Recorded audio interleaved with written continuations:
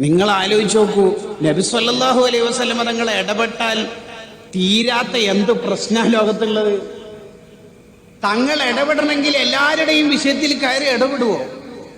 ചില ആൾക്കാര് നരകത്തിലേക്ക് വിധിക്കപ്പെടും. ആ വിധിക്കപ്പെട്ട ആൾക്കാരെ നബി സല്ലല്ലാഹു അലൈഹി വസല്ലം തങ്ങൾ ഇടപെട്ടിട്ട് അള്ളാഹുവിന്റെ അടുത്ത് പറയും, അയാളെ സ്വർഗത്തിലേക്ക് എന്നെ എത്തിച്ചാലോ എന്നൊരു തോന്നൽ. ആയിക്കോട്ടെ.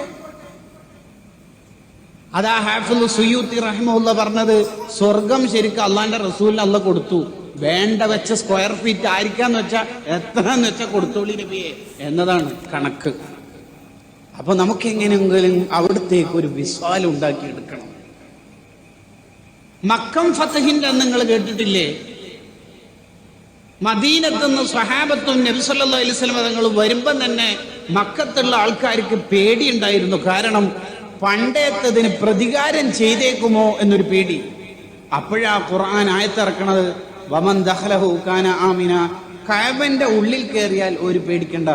ഈ ആയത്തിന്റെ വ്യാഖ്യാനം തഫ്സീർ ഇബ്നു അജീബയിൽ അടക്കം കാണാം. മഹാന്മാരുടെ ഖൽബിന്റെ ഉള്ളിലും കയറിയാൽ പേടിക്കേണ്ട. നമുക്ക് കയറാൻ പറ്റണം. എവിടെ?